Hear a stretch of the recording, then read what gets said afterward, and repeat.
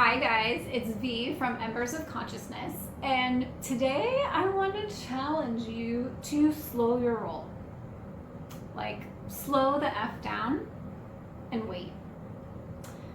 What am I talking about? So, we all, myself included, tend to walk around in reaction mode, in response mode to things that happen to us, around us. So, what am I talking about? I'm talking about most of us are responding to triggers in our environment, something someone said, something that happened to us, something someone did. And it elicits an emotional response in us, and then we immediately want to respond. But what if you didn't have to? What if you just didn't? What if you waited? You are not obligated to respond to anything immediately. You have the right, and you should wait when you're triggered. Now, why? Why? So, I'm also an occupational therapist, so I have a vast knowledge of sensory processing and how the body responds to a trigger. And what happens is we go into fight or flight mode. And let's just think about this, right, for a second. In human evolution, this has served us really well. Let's say back in the day, long back in the day, I'm out gathering berries, doing my thing, and all of a sudden I see a bear and it's gonna attack me. Well, damn, whoop, fight or flight kicks in, and I do something for my survival. That's served us really well, and it continues to in those, situations. But really, we don't live in that kind of world anymore as a species, right? Most of us are not out fighting bears. If you are, that's really rad, let's chat. But most of us are just going through our day-to-day pretty safe and not in that dire of a situation. However, our bodies have not caught up with our evolution fully. So we don't know the difference. Our bodies don't know the difference of a trigger and a real life situation that could be potentially dangerous. So what happens is someone says something to you that triggers you, and your body goes into fight or flight. Now, that's, again, like I said, great for survival, but we don't want to be acting and making decisions and responding from that state. Why? When you go into that, your central nervous system goes into fight or flight, your prefrontal cortex shuts down. And all of your logic, your reasoning, executive functioning skills, they go out the window. They gone. So you are not going to be responding from a state of regulation, of logic, of reasoning, of seeing things for what they really are, because you're in trigger mode. So, I'm going to give you an example of this. I had a situation where a friend sent me a text. It was actually multiple texts. It was quite thorough, and some of the things that were said were really harsh, were just not true. They were coming from their own distortions and projections, and it was said in a really aggressive manner, and it was just out of line. Bottom line, it was out of line. It was inappropriate. And I knew this, but what happened was that, I'm going to give you the timeline so you can see how I did wait. What happened is, that happened on a Friday afternoon.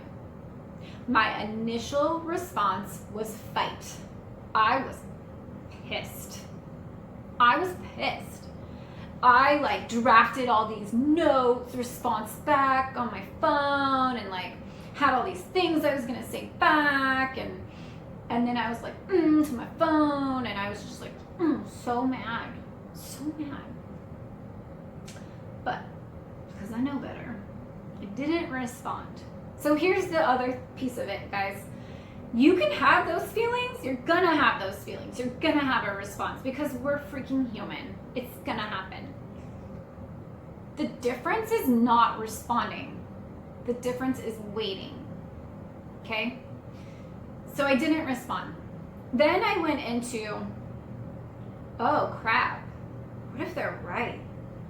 What if those things they said about me are true? What if this is the XYZ is gonna happen? So I started going into my fears and my distortions based on what they were saying. That's really dangerous, by the way. So if you can really like slow down, it's gonna help that. It's gonna help filter that out. What's yours and what's theirs.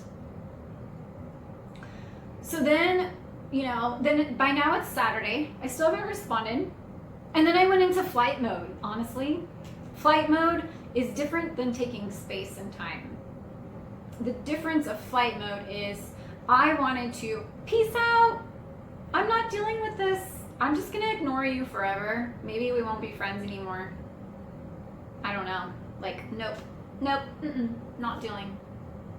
Well, that's not beneficial for anyone because they're still my friend and this is something that needed to be worked through. But I needed to make sure I was in my right space for me, not for anything else except for me. So I did say, and this is what you should do, because then it's gonna snowball the other person into their own distortions and stories. I did say, hey, I got your text. I'm gonna need a minute to process and then I'll send a response back. And you can use your own verbiage, whatever feels aligned for you. But just let them know that, because think about it. If you're on the receiving end, even if you did something in the wrong, maybe you didn't, and they're just ignoring you, that doesn't feel good either. And then they could have gone into their stories about me and it just creates like another shit tornado. Shit tornado. So I took Saturday and I did something for me to reconnect. I actually went out on a paddle on the water and where my happy place is, and I just got recentered again. So by now I'm not in fight or flight mode anymore, right? I'm starting to calm down. I don't feel like I need to lash out at them. I still took till Sunday. Sunday rolled around and we were reaching out to each other and we decided to have a conversation about it. And what was able to happen, because I took that time, I was able to have a different perspective. We were able to share and be authentic and honest, but not from a place of trigger. I was able to say, when you said this, that hurt. This brought up my core wounding of this. This is not actually true. Let's talk about your perception about this because I see it differently. And what actually happened through that exchange was we discovered that there was a lot of projections going on and there was a lot of past hurt that was resurfacing for both parties involved. Out of this conversation came a new level of depth and connection and understanding and love. It really did. I'm not making this up. Did I still have self-respect and create boundaries and say, please don't do that again? Yeah, I'm not saying to be a pushover.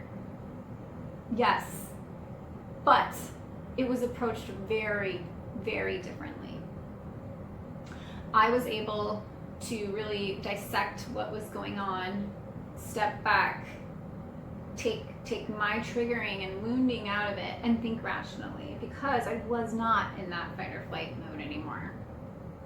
So I challenge you to